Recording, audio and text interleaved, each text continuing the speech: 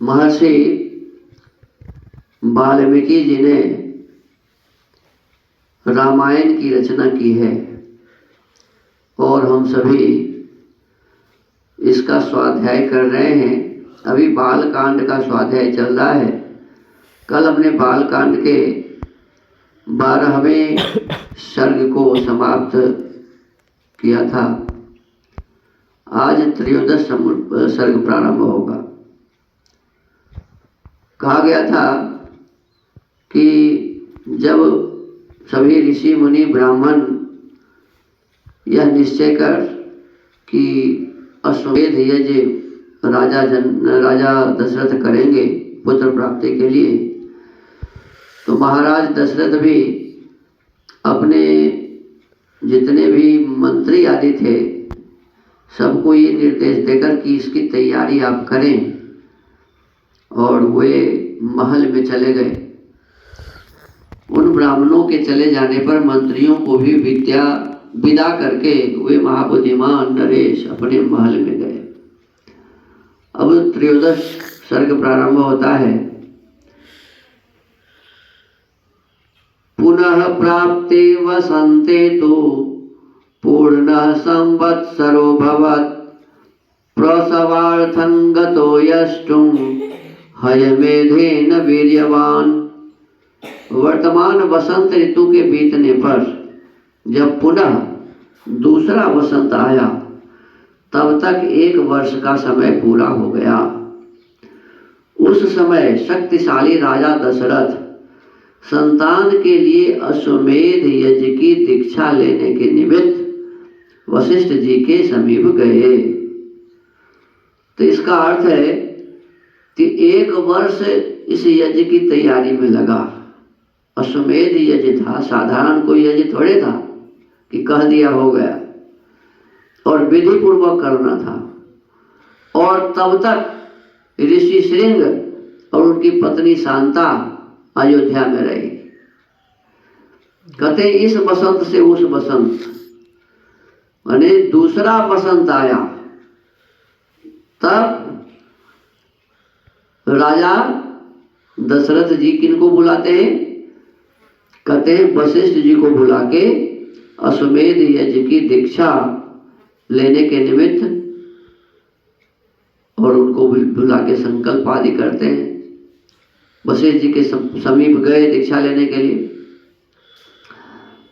अविवाद्य वशिष्ठं च न्यायतः प्रतिपूज्य च अब्रवीत् प्रसृतं वाक्यं प्रसवार्थं द्विजोत्तमम्।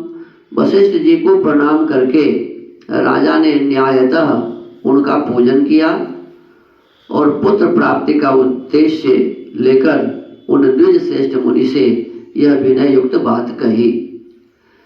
यज्ञो में क्रियतां ब्रह्मन् यथोक्तं मुनि पुंगव यथा न विघ्नाः क्रियन्ते यज्ञांगेषु विधीयतां।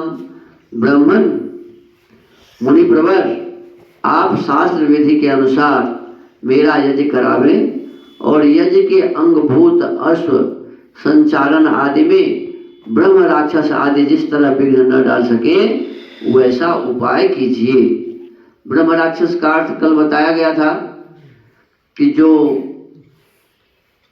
अपने मन में यज्ञ को विनाश करने के लिए, अच्छे काम को रोकने के लिए जो प्रयत्न करता है वो क्या है? ब्रह्म राक्षस है। विरोध करने वाला, अच्छे कार्य को भी विरोध करने वाला जो है वो क्या है? ब्रह्म राक्षस है। तो कहते हैं ऐसे ब्रह्म राक्षसों की ब्रह्म राक्षस आदि जिस तरह विघ्न न डाल सके वैसा उपाय कीजिए। भगवान स्निग्ध सुहिन मह्यं गुरुश्च परमो महान ऊढव्यो भवता चैव भारो यज्ञस्य चोदितः। आपका मुझ पर विशेष स्नेह है। आप मेरे सुहित और कारण हितैषी गुरु और परम महान हैं। यह जो यज्ञ का भार उपस्थित हुआ है इसको आप ही वहन कर सकते हैं। तथेति च स राजानमब्रवीत् द्विजसत्तमः करिष्ये सर्वमेवैतत् भवता यत् समर्थितम। तब बहुत अच्छा कहकर विप्रवर वशिष्ठ मुनि राजा से इस प्रकार बोले, नरेश्वर, तुमने जिसके लिए प्रार्थना की है वह सब मैं करूँगा। ततु ब्रवीत् द्विजान् वृद्धान् यज्ञ कर्म सुनिष्ठितान् स्थापत्य निष्ठितांश्चैव वृद्धान् परम धार्मिकान् कर्मान्तिकान् शिल्पकारान्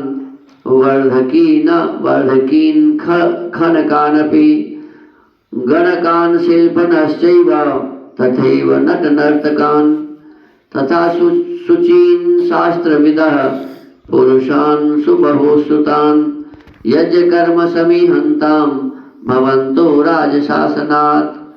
तदनंतर वशिष्ठ जी ने यज्ञ संबंधी कर्मों में निपुण तथा यज्ञ विषयक शिल्प कर्म में कुशल परम धर्मात्मा बूढ़े ब्राह्मणों, यज्ञ कर्म समाप्त होने तक उसमें सेवा करने वाले सेवकों, शिल्पकारों, बढ़इयों, भूमि खोदने वालों, ज्योतिषियों, कारीगरों, नटों, नर्तकों, विशुद्ध शास्त्रवेत्ताओं तथा बहुशुद्ध पुरुषों को बुलाकर उनसे कहा, तुम लोग महाराज की आज्ञा से यज्ञ कर्म के लिए आवश्यक प्रबंध करो।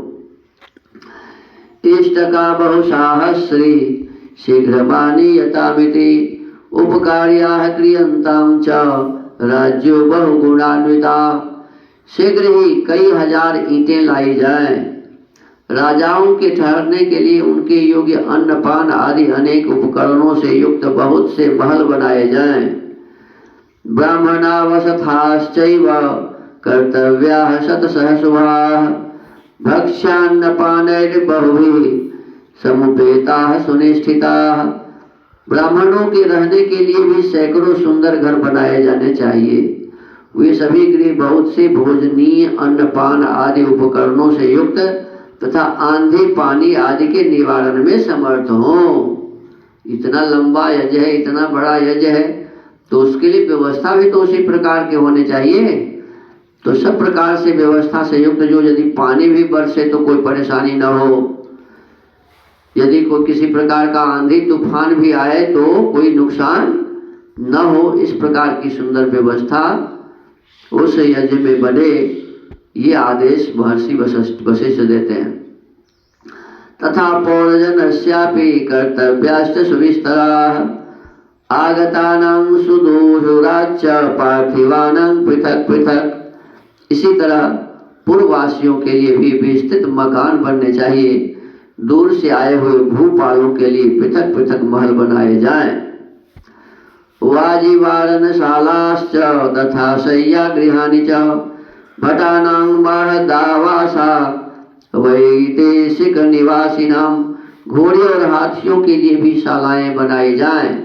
साधारण लोगों के सोने के लिए भी घरों की व्यवस्था हो। विदेशी सैनिकों के लिए भी बड़ी बड़ी छावनियां बननी चाहिए, अर्थात विदेश से भी उसमें लोग आएंगे, सारे स्थानों से लोग आएंगे, तो सब प्रकार की व्यवस्था वहाँ दुरुस्त होनी चाहिए मनुष्य के लिए भी। और उस जमाने में घोड़े हाथी की सवारी होती थी, तो घोड़े हाथी भी आएंगे तो उनके रहने और खाने की भी व्यवस्था होनी चाहिए। तो ये सब आदेश देते हैं। तो इस प्रकार से आज इस वाल्मीकि रामायण के स्वाध्याय के क्रम को यहीं विराम देते हैं।